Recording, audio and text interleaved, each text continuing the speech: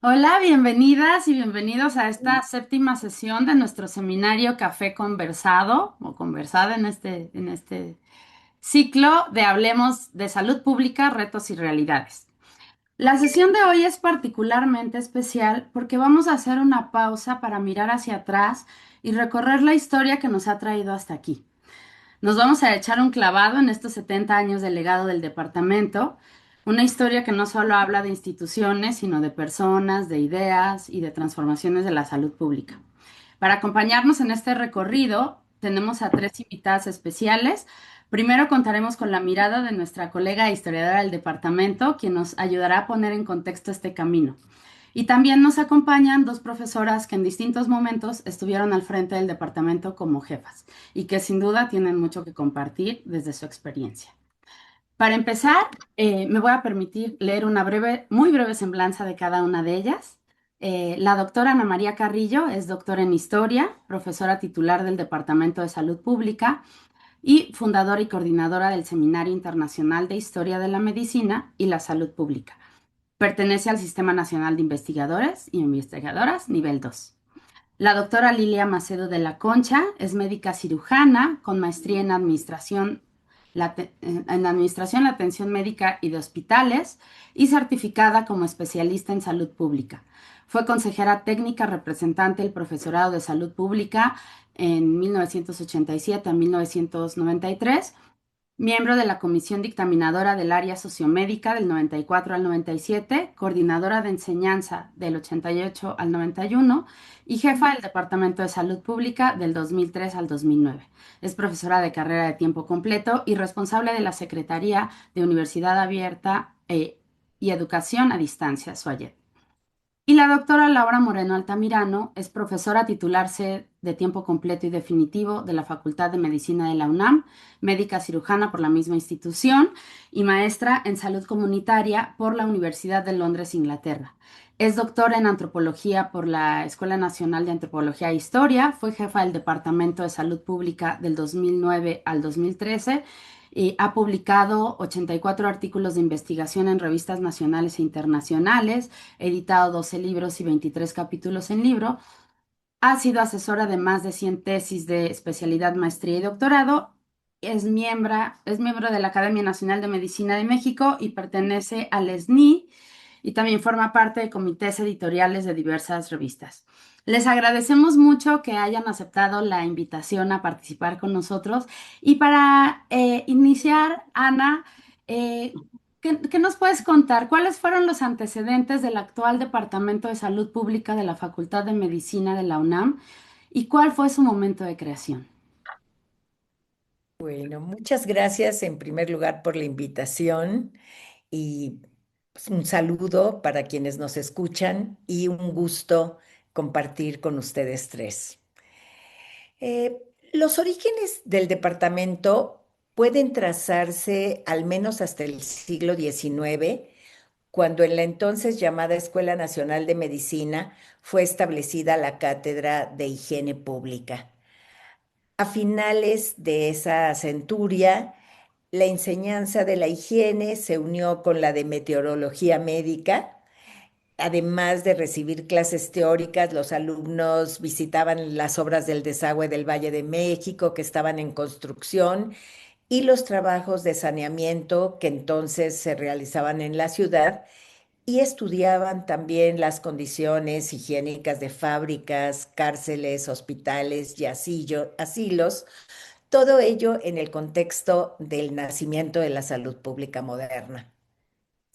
En 1905 hubo un nuevo plan de estudios y ahí se establecieron varias especialidades, dentro de ellas la de psiquiatría, donde había estudios de higiene para formar especialistas en ese ramo.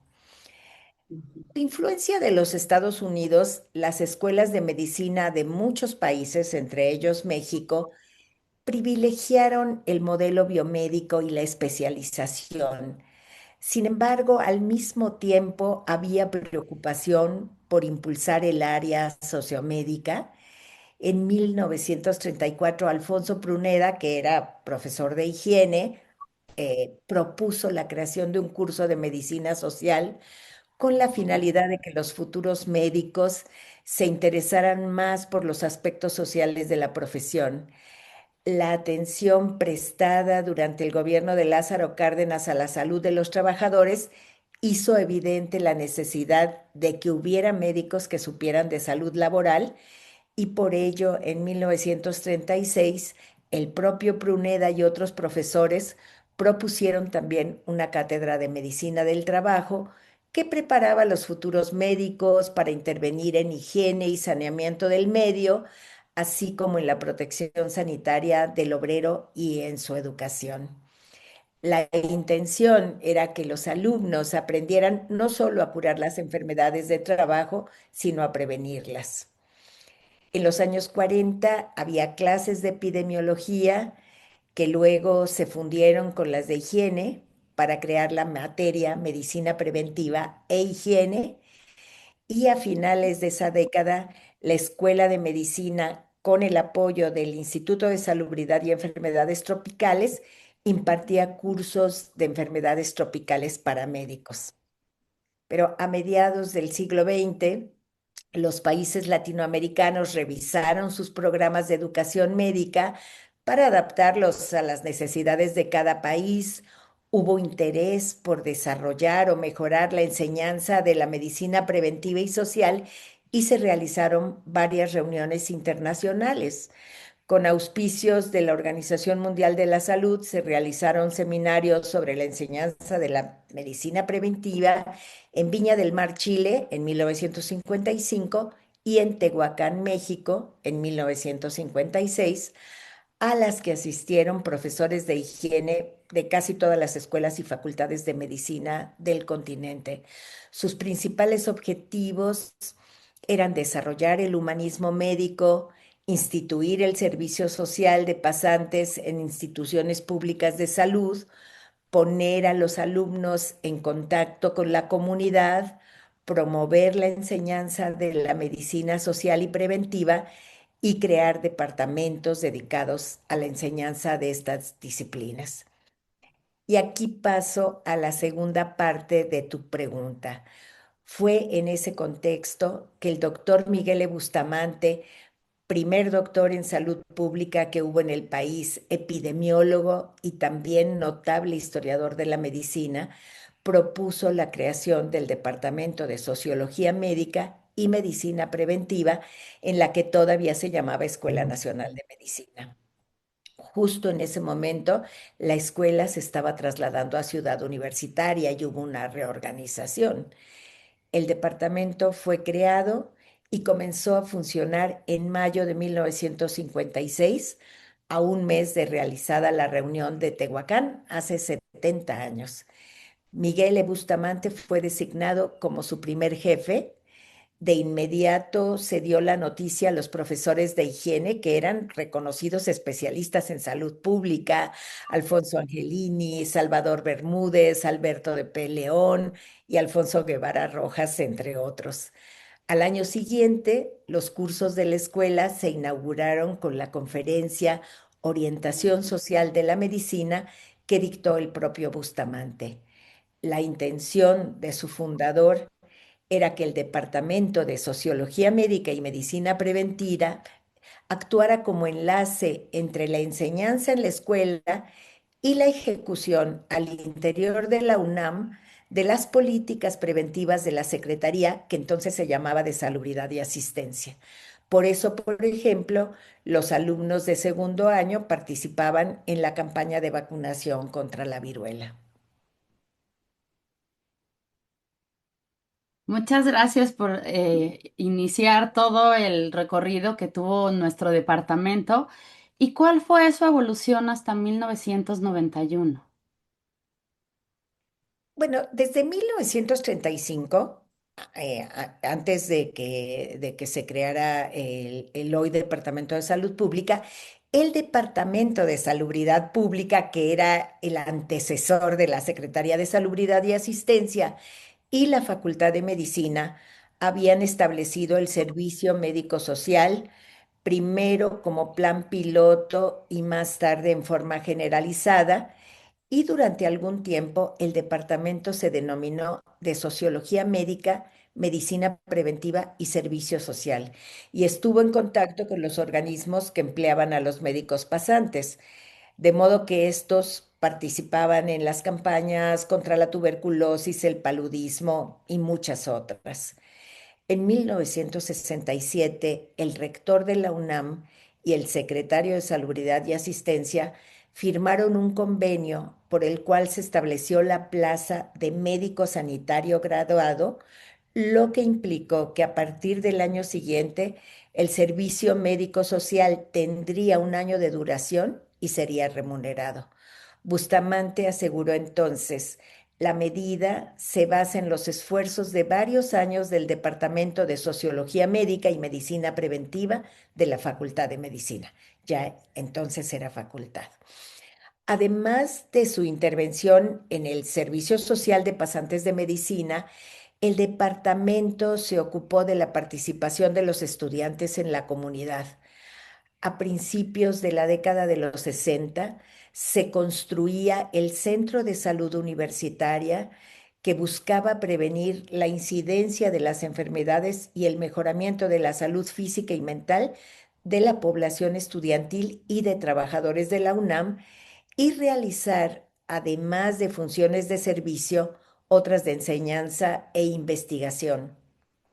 Desde un inicio, el Departamento de Sociología Médica fue llamado a cooperar con el centro, y la idea era que uno y otro se complementaran. Desde 1963, el departamento realizó ensayos para encargar a los alumnos la promoción y el mantenimiento de la salud de la familia de un enfermo hospitalizado que no tuviera la capacidad completa para lograrlo por sí misma, pero considerando en todo momento a los miembros de tal familia como coautores y no como sujetos de experimentación. Se esperaba que esto contribuyera al estudio socioeconómico de la familia mexicana, al tiempo que se formaba a los alumnos en epidemiología. Pero estos ensayos no resultaron sencillos, pues había necesidad de coordinarse con muchas instituciones para tener una familia que tutorear. La actividad fue introducida de manera definitiva en 1967 entre los alumnos de cuarto y quinto año, y tenía una duración de 48 meses.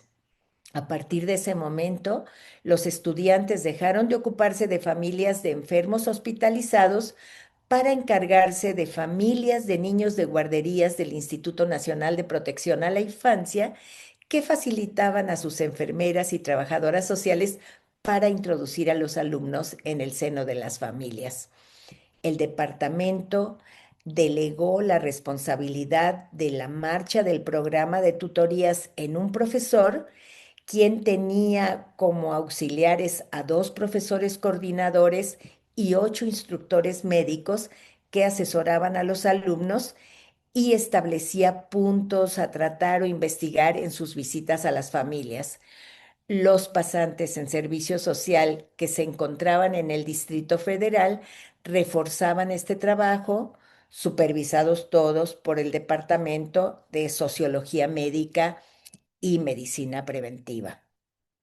Luego, en 1968, el Departamento de Sociología Médica y Medicina Preventiva cambió su nombre por el Departamento de Medicina Preventiva, Medicina Social y Salud Pública, el cual conservó hasta 1991. Por otro lado, en 1986 fue creado el Departamento de Epidemiología y Comunidad, que buscó impulsar la enseñanza de la epidemiología y la estadística en la formación de los médicos generales.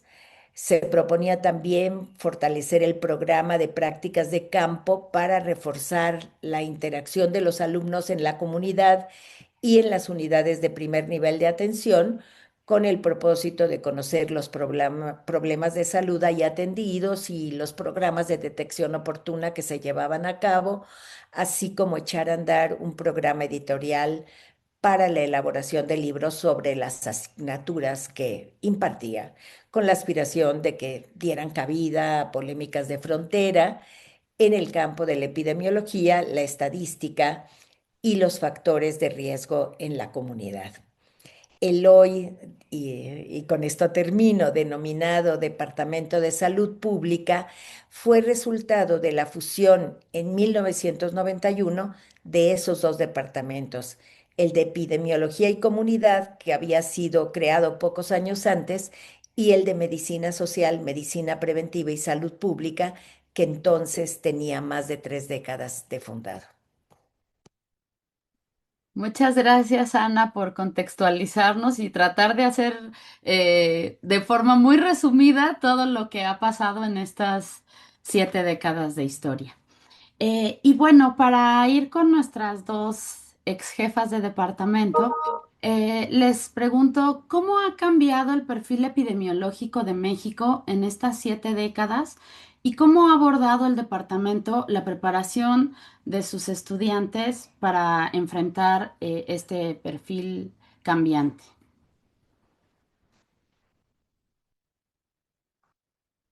Pedimos la Pues palabra, que me gustaría, Sí, ¿quién sí. habla? Bueno, me gustaría, por cuestión cronológica, a lo mejor iniciar con la fundación del Departamento de Epidemiología y Comunidad que ya comentó Ana muy bien.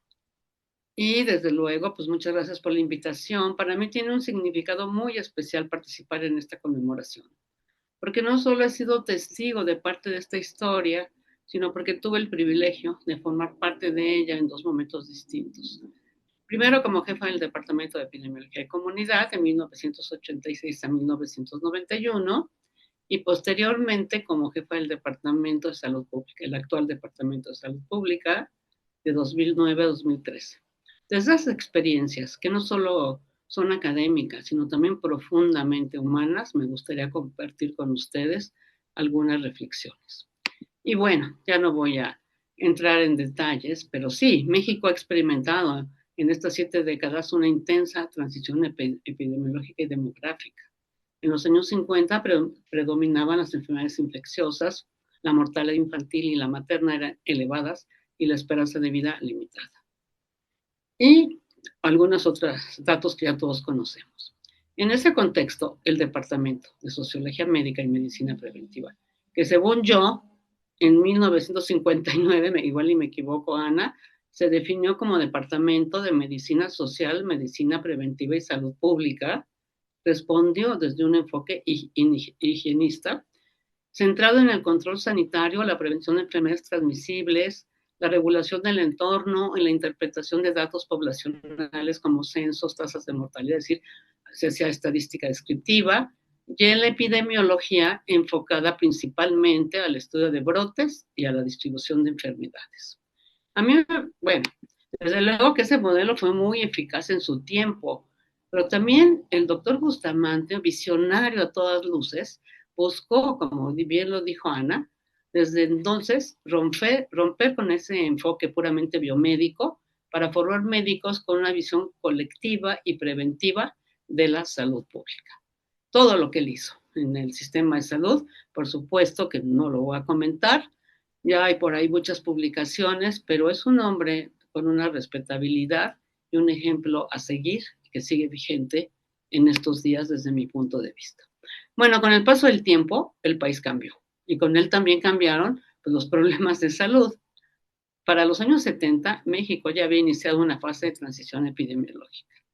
La urbanización, el envejecimiento, las nuevas formas de vida que nos llevaron a un escenario más complejo, donde, como ya sabemos, coexistían las enfermedades infecciosas y crónicas ya desde aquel entonces.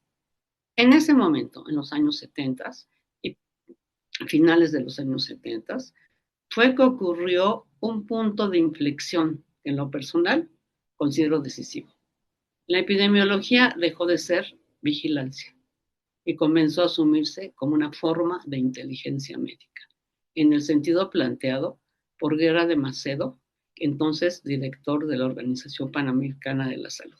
Una frase que me ha parecido importantísima y me ha marcado mucho pues, mi trayectoria, mi interés y mi motivación. Y en ese contexto, en 1985, me tocó participar en la creación y conducción del Departamento de Epidemiología y Comunidad, en los que incorporamos las asignaturas seminarios de integración y Prácticas y Comunidad y Epidemiología Clínica, que fue una respuesta a la necesidad de superar un enfoque normativo para dar lugar a una transformación sustentada en el rigor metodológico. Teníamos muy claro que no bastaba con describir los problemas de salud. Queremos formar médicos capaces de entenderlo. Para eso, con un excelente equipo de trabajo, Sergio López Moreno, Cuauhtémoc Güemes, Beatriz Piña y muchos otros colegas, que en su momento deberían ser reconocidos como parte de esta historia, fortalecimos la enseñanza de el método epidemiológico y la estadística inferencial, no solo la epidemiología como médico y la estadística más allá de lo descriptivo, dentro de los lineamientos del método científico, pero también empleamos el marco conceptual hacia los factores de riesgo para la salud y el concepto de riesgo, importantísimo. Y algo muy importante, incorporamos la enseñanza de la atención primaria de la salud, la APS, famosa, que hasta ahora sigue resuene y resuene. Esto fue en respuesta a la declaración de Alma-Ata, conferencia que se dio en 1978. Entonces, incorporamos esta propuesta, esta estrategia como parte del programa de estudios. Algo también muy importante es que implementamos, siempre ha habido prácticas comunitarias. Y bueno, ya nos comentó un poco la historia y sabemos que siempre han hecho prácticas, pero aquí nos apegamos un poco a la declaración, adaptada a nuestro medio, a la declaración de Edimburgo de 1988. Y entonces recuerdo muy bien que no estábamos creando solo nuevas asignaturas, buscábamos dotar al estudiantado de herramientas teóricas, metodológicas y técnicas para abordar el proceso salud-enfermedad, salud-enfermedad como un binomio, como fenómenos sociales que se manifiestan en individuos, familias y comunidades. Para lo cual, además de formar profesores, como ya lo dijo Ana, editamos varios libros de texto. Y bueno, el plan de estudios 85 fue un parteaguas. La epidemiología se convirtió en un puente entre la clínica y la comunidad, entre el individuo y la estructura social, por la incorporación de la epidemiología clínica en estos programas. Y algo que para mí sigue siendo central, no creamos un nuevo departamento solo para contar mejor los casos o vigilar enfermedades, sino para comprender mejor las causas. Esa era la motivación. Y esta transición no fue técnica, fue intelectual. La epidemiología y la estadística deberían explicar la realidad y no solo registrarla. La epidemiología dejó de ser estadística aplicada y se convirtió en conciencia crítica con método. Entonces, para mí, este cambio no solo fue metodológico, sino profundamente epistemológico. Y bueno, aquí me quedo, o no sé si continuar, en la fusión de 1991 de ambos departamentos, el de Medicina Social, Medicina Preventiva y Salud Pública con el de Epidemiología y Comunidad, que dio lugar al departamento actual de Salud Pública. Este para mí fue un momento clave, desde luego que no fue fácil. Este proceso implicó no solo una reorganización administrativa, sino la integración de tradiciones académicas distintas.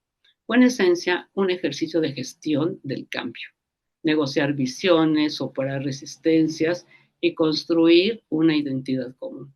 El resultado fue una propuesta formativa más sólida desde mi punto de vista, interdisciplinaria y coherente con el momento que estábamos viviendo, que consolidó a los métodos, el epidemiológico y el estadístico, como pilares de la salud pública, al tiempo que integró aún más la perspectiva social. Desde mi punto de vista institucional, esta fusión permitió consolidar una identidad académica, optimizar recursos docentes y de investigación y fortalecer el peso del departamento y de la salud pública dentro de la facultad. Y termino diciendo que, sin embargo, para mí lo más importante fue el mensaje simbólico.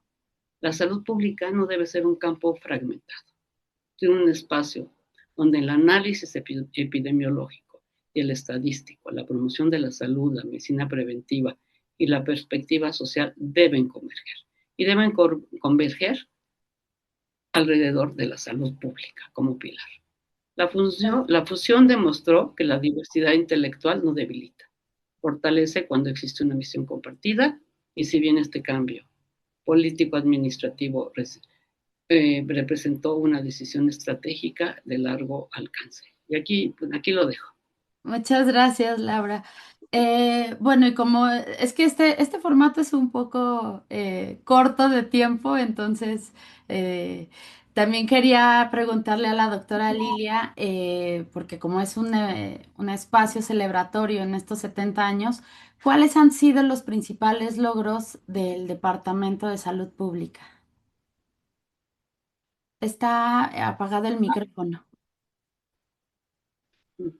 En realidad, para mí, esa es una pregunta bastante compleja. Compleja en el sentido de que el lograr la formación en salud pública está muy asociado, uno, con la voluntad política que se tiene, ¿no? Desde la institución, desde los servicios de salud y mucho desde la sociedad.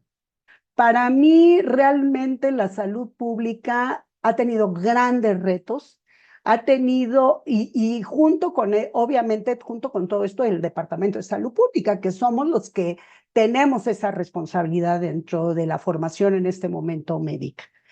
Porque ha sido, digo, hemos tenido que pasar de una transformación de enfoque de tipo, de problemas de salud de tipo infeccioso, meramente curativos, y diría que ahora, hasta hoy todavía, a veces unicausal, porque aunque hablemos muchísimo de los determinantes sociales, del enfoque epidemiológico, de los aspectos ahora de equidad de género, la contaminación ambiental, etcétera, en realidad la sociedad, la forma en que los servicios de salud organizan su atención y la forma en que nos conciben como parte de la salud pública nos lleva a sinceramente yo así lo siento, a un segundo término, ¿sí?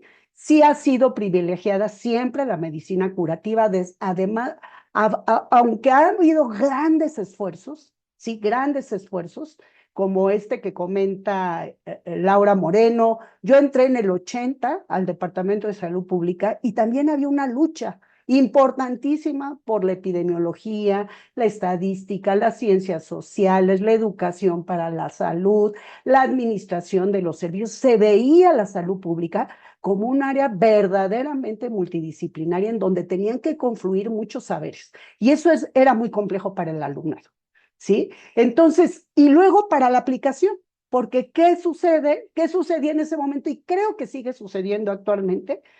El médico general y la atención integral en realidad no tiene cabida en los servicios de salud. Y no tiene cabida no porque no sea importante, sino porque el enfoque biomédico sigue siendo privilegiado. Hemos luchado años, 70 años, que yo casi es mi edad, casi, no, todavía me falta un poquito, pero casi es mi edad, por contrarrestar ese enfoque y buscar una atención colectiva, preventiva, de promoción de la salud. Yo pensé, de verdad, creí que con el COVID íbamos a tener un cambio, la población, los servicios de salud, y verdaderamente siento que ya nos regresamos nuevamente. Y no sé si peor que como estábamos al principio, antes del COVID. A mí me parece que ha sido una gran lucha, que el departamento ha tenido grandes retos, que ha estado involucrado en la voluntad política del momento, de los momentos por los cuales ha pasado, y que desafortunadamente aún no tenemos ese espacio en donde pueda llevarse a cabo todo esto que es necesario para tener realmente una salud integral. Y no solamente desde una vista metodológica, sino desde una vista práctica. Las prácticas en comunidad han sido el coco en la Facultad de Medicina y en el departamento también. Se han hecho, se han quitado, se han vuelto a hacer, etcétera. Y realmente, ¿esto a qué se debe? A que no se ve de veras la importancia que tiene la formación, así como se ve en el nivel individual, en donde después del segundo año todos se van hacia el área clínica, en el nivel colectivo. La realidad es que muchos de nuestros alumnos no vuelven a tener nunca el contacto con la comunidad, y menos ahora, ¿no? Que el servicio social se ha transformado tanto. Antes era obligatorio que el servicio social se hiciera en comunidades. Hoy tenemos muchos problemas de todo tipo, que ahorita no quiero entrar en esos detalles, pero que en realidad esta formación que requieren los alumnos para fines de enfrentar a las colectividades sigue siendo un reto para nosotros como Departamento de Salud Pública.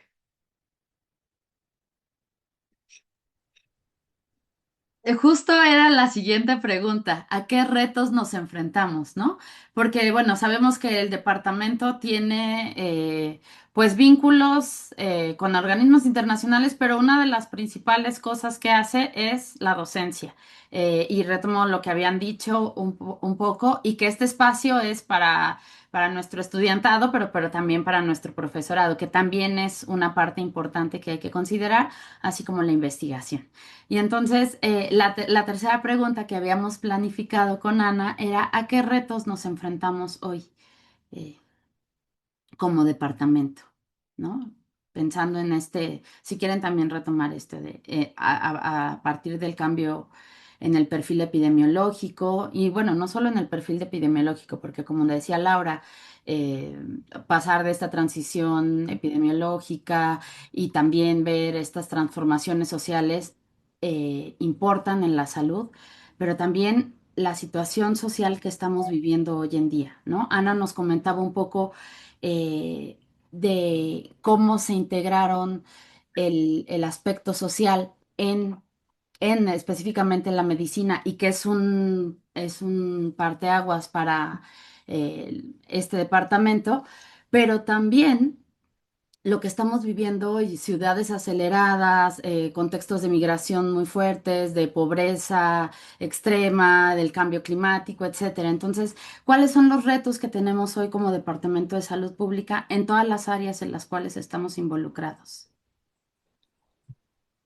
Oye, yo quisiera comentar algo antes en relación a los comentarios de Lilia.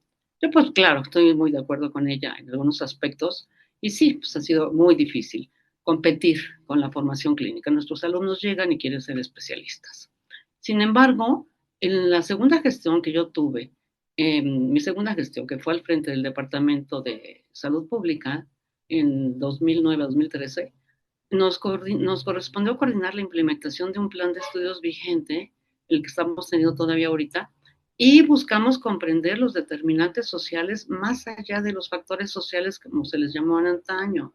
Es decir, determinantes sociales jerarquizados en estructurales, intermedios, proximales y basados en evidencias científicas con el sustento de la epidemiología y la estadística para comprender inequidades económicas y sociales que dan lugar a desigualdades en salud. Y este punto me parece súper importante, porque los alumnos sí captan estas desigualdades en salud que tienen que ver con estas inequidades.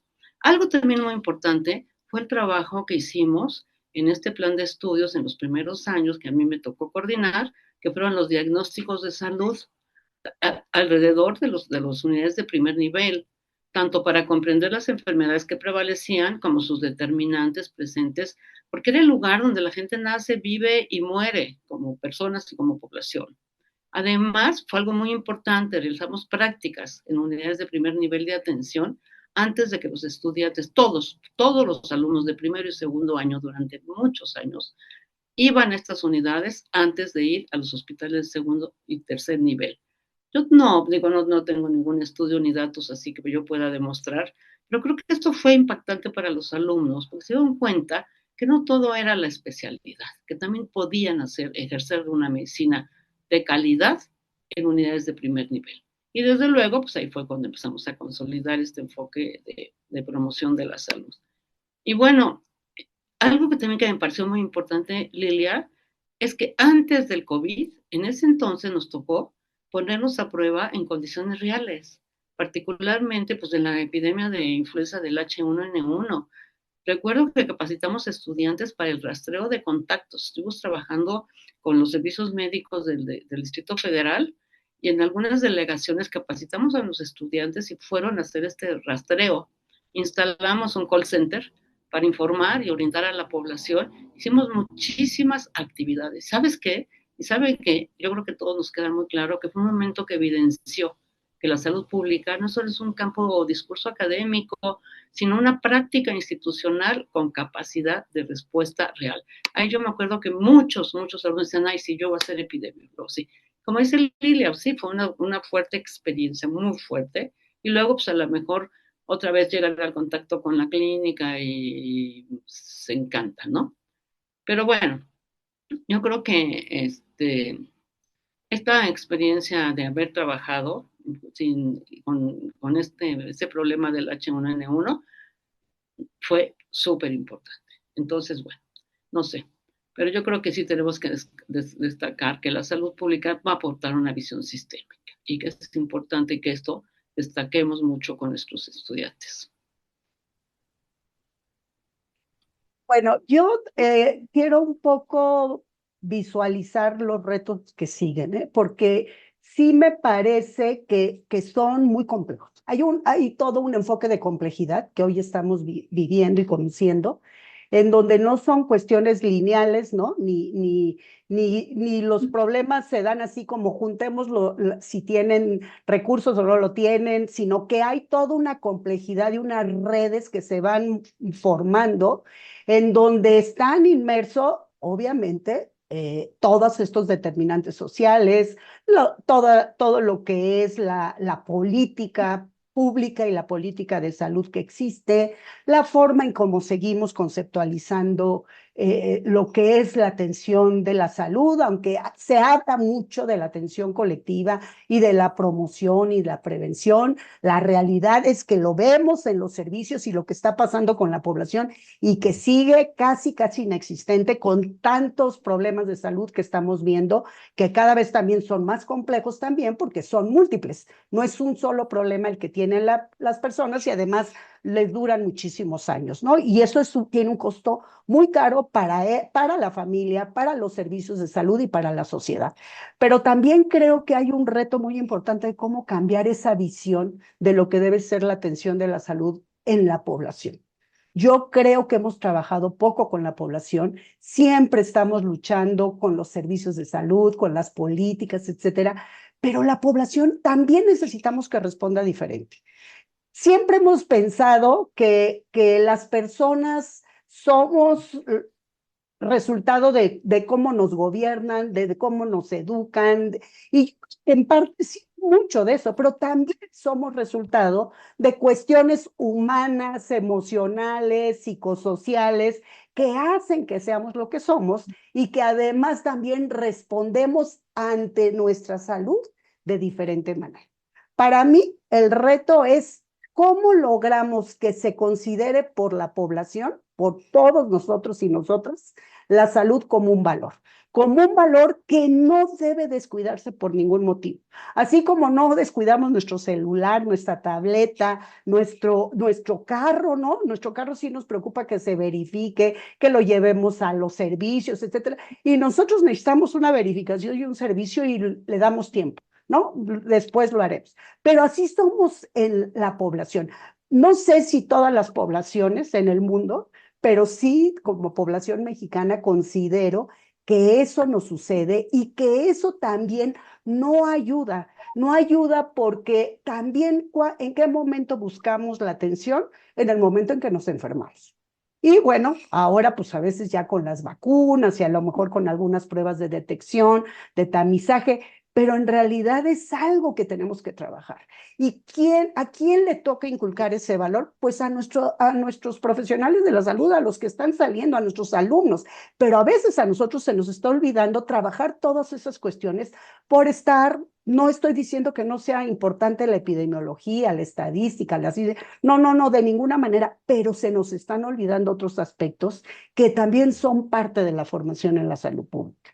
Entonces, para mí, creo que hay retos muy importantes y hoy en día, ante la complejidad de lo que está ocurriendo con la salud, todavía son mayores. ¿Por qué? Porque nosotros como Departamento de Salud Pública necesitamos integrarnos con el resto de la facultad, con el resto de las áreas médicas, de las áreas académicas, porque si no, vamos a seguir trabajando todos por separado, cada quien haciendo lo que nos toca y creemos que nos toca, pero lo que nos toca es realmente formar médicos que egresen integralmente desde el punto de vista formativo. Eso es lo que yo veo desde el punto de vista de los retos. No sé, Clara, si quieres que comente algo, pero yo fíjate que pienso que hemos tenido muchos logros como departamento. Yo creo que hay una convicción constante de que la salud no se entiende solo en el consultorio o en el hospital, sino en la sociedad. Yo creo que eso sí se ha ido superando. Y aunque la medicina ha avanzado hacia la ultra especialización tecnológica, el departamento sostenía una mirada poblacional, preventiva y social. Y también en ese departamento se ha sustentado que detrás de cada enfermedad hay determinantes estructurales, contextos comunitarios, inequidades, desigualdades, que no solo se resuelven con tecnología, sino que requieren de una comprensión integral y una acción colectiva. No pienso que realmente los principales logros del Departamento de Salud Pública han sido ni sus planes de estudio ni sus programas, sino es el compromiso constante que hemos tratado de transmitir a nuestros alumnos, de que los problemas reales de salud de la población es lo más importante. Esa ha sido nuestra verdadera tradición. Y bueno, yo creo que sí, tenemos que enfrentarnos a diferentes retos. En esencia, yo creo, y algo bien importante, y qué bueno que hicimos esta reunión, porque revisar la historia no solo es un ejercicio de memoria institucional, también es una oportunidad para reflexionar sobre el papel que debe seguirse desempeñando en la salud pública, para la formación médica y en respuesta pues, hacia estos desafíos sanitarios del país. En esencia, en el futuro yo pienso que tenemos que reintegrar el rigor científico con compromiso social, no separarlos. Es decir, producir conocimiento, interpretar evidencia y comprender cómo se orientan las decisiones que impactan en las poblaciones. Eso, creo yo, es lo que tal vez podría permitir que el Departamento de Salud Pública evolucione sin perder identidad. Yo no estoy de acuerdo en lo que se propone en el actual plan de estudios que se está elaborando, en el que se separe la epidemiología y la estadística, que se quede la salud pública como aparte. Es como una silla sin patas. ¿En qué se va a sostener? ¿Cómo es posible que le digamos a los alumnos tienen que hacer medicina preventiva, promoción de la salud, si no estamos a la par diciéndoles cómo se produce ese conocimiento y cómo se interpreta esa evidencia? Entonces yo creo que aquí hay un problema también muy fuerte que tenemos que analizar desde el punto de vista académico. Y bueno, eso no sé, yo he participado y no me toca a mí. Pero los retos van cambiando, pero siempre ha habido algo en el fondo, cómo formar médicos capaces de entender la complejidad y actuar con responsabilidad social. Igual van a ser clínicos todos, pero que tengan una responsabilidad social. No importa que se dediquen a la salud pública o no, pero cuando tengan un paciente enfrente en un hospital o en un consultorio, tengan ese compromiso social. Y quizá ahí está el mayor desafío hacia el futuro. No perder la capacidad de integrar conocimiento con compromiso social. Yo creo que para mí pues, es importantísimo, porque las enfermedades cambian con el tiempo, cambian las herramientas, cambian los planes, pero permanece la misma visión del Departamento de Salud Pública, no ha cambiado desde Bustamante y desde antes, que es entender por qué cambian los padecimientos y cómo prevenirlos. Y formar médicos capaces de pensar más allá del individuo y actuar a favor de la equidad y con un compromiso ético con la sociedad. Yo creo que es lo que tenemos que transmitirles a nuestros alumnos. Entonces, si el pasado le dio identidad a nuestro departamento y el presente nos plantea desafíos, el futuro dependerá de cómo articulemos conocimiento y decisión. Y bueno, para terminar, yo quisiera decir, si algo puedo decir hoy es que creo profundamente que formar médicos con conciencia social se dediquen a lo que se dediquen es una de las formas más valiosas de transformar la realidad de un país. Y bueno, este departamento, esta área de trabajo de la salud pública, la epidemiología, pues no solo han marcado mi trayectoria académica, han marcado profundamente mi vida y mi actuar en este contexto, tanto en el académico como en el personal. Muchas gracias, Laura. Doctora Lilia, lástima porque el tiempo siempre se me va muy rápido en este formato de café conversado. Entonces, pues ya estamos como tratando de cerrar y pues le pediría si tiene algún comentario final o si le quiere dar algún consejo a nuestro estudiantado en torno a... Bueno, la verdad es que en la docencia permanentemente siempre estoy dando consejos, ¿no? El estudiantado y finalmente, pues uno como docente lo que hace es lo que le toca hacer, ¿no? O sea, tratar de darles este enfoque social, valores, sobre todo valores por la humanidad, por el respeto a las personas, por la ética, la honestidad, el compromiso de tener el aprendizaje para atender correctamente a las personas, porque a veces pareciera que solamente es el ir pasando, ¿no? Exámenes lo que va formando a los alumnos y al alumnado y no es así. A mí me parece que es toda la facultad la que tiene que trabajar en conjunto y que la salud pública no tiene que estar siendo aquel que si hay una formación de la farmacología, por otro lado de la epidemiología y de otro lado la estadística, se tiene que trabajar en los programas académicos de manera integral, el programa que sea. No es una situación en donde cada quien tenga que dar la parte que cree necesaria para ese momento, sino de qué manera realmente formamos integralmente al alumnado. Ese es un reto que todos los planes de estudio lo han querido lograr, ¿eh? Y no ha sido nada fácil. Nada fácil, ¿por qué? Porque, insisto, creo que el contexto no nos ayuda. Yo recuerdo cuando llegué hace 46 años al Departamento de Salud Pública, que con eso se estaba luchando también, con cómo buscar o lograr una formación así, con enfoque social, humanista, etcétera. Y de verdad, siempre estábamos en problemas con los otros departamentos. Yo me acuerdo, era yo muy chica, estaba haciendo el servicio social y honestamente ni entendía por qué existía esa problemática. Y a veces hasta yo decía, pues sí, sí es cierto, tienen razón los otros departamentos. Yo venía con esa visión de formación, ¿no? O sea, de que era la clínica, la atención individual, la curativa, la que debería de prevalecer, puesto que la salud pública siempre ha estado muy chiquita comparado con el resto de todo el plan de estudios. Pero ese es un reto que seguimos teniendo y que tenemos que seguir trabajando para que realmente de veras logremos cambios en la población. Porque ¿quiénes van a lograr los cambios? Sí es cierto que eso es también desde la parte gubernamental, desde la parte estructural, pero también hay una parte que sí el médico puede participar y la médica. Y esa es la parte en la donde nosotros tenemos que seguir insistiendo, porque no debe de seguir prevaleciendo el pensar que lo que hay que quitar en ese momento es el problema fisiológico o controlarlo sin dejar y dejando de lado todo lo social que está llevando a ese paciente o a esa paciente a ese lugar. Entonces, bueno, pues son muchos retos. Por supuesto que sí, a mí me encantaría de verdad ver más entusiasmo en el alumnado cuando estamos trabajando estas asignaturas. A veces las vemos, sobre todo cuando estamos en práctica. Ahí como que sí siento que se enfrentan a la realidad y se dan cuenta que sí es cierto que es importante estar bien formado y tener ciertas competencias. Pero a veces siento que es un momento y que después otra vez eso desafortunadamente se pierde, ¿no? Pero bueno, es parte del trabajo que tenemos que hacer. Y ahí sí, los docentes y las profesoras y los profesores tenemos un reto enorme que no hemos logrado superar y que es seguir buscando una formación integral. Con eso terminaría. Muchas gracias por la invitación y para mí fue un gusto, ¿eh?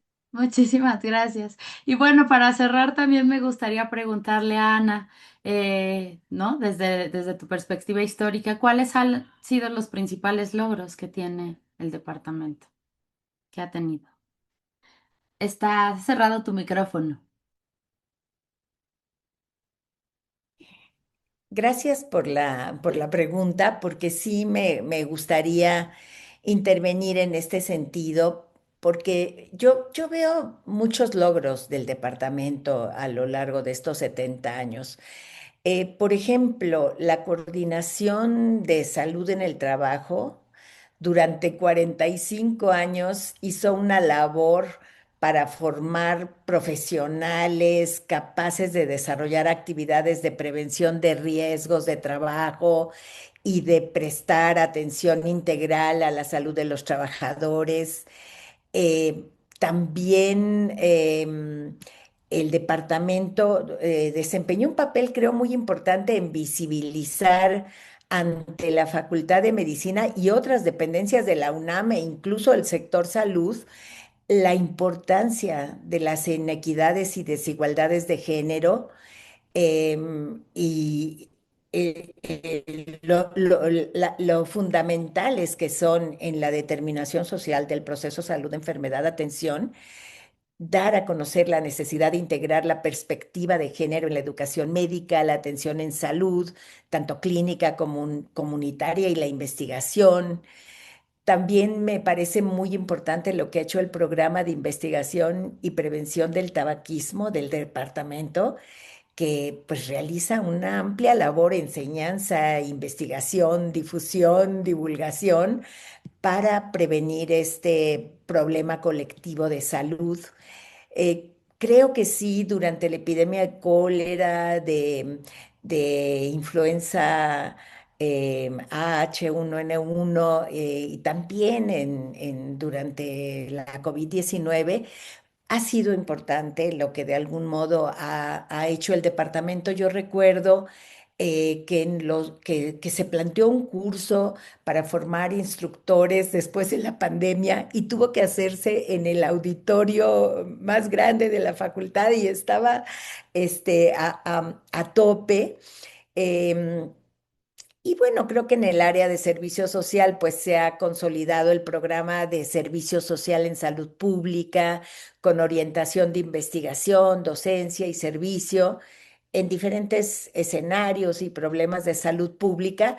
Y pues sí, creo que lo más importante, porque sí creo que ha habido de algún modo un cambio, es fomentar en los estudiantes una visión social y comunitaria con la convicción de que la salud va mucho más allá de la ausencia de enfermedad, em, por lo que la prevención de la enfermedad, pero sobre todo la promoción de la salud, deben ser un compromiso de todo el personal sanitario y de las diferentes ciencias médicas en un trabajo interdisciplinario, perdón, aunque estoy de acuerdo con Lilia en que aún hay mucho trecho por recorrer. Pues les agradezco muchísimo a las tres que hayan aceptado la invitación y que hayamos conversado un ratito. Y pues les doy mucho las gracias.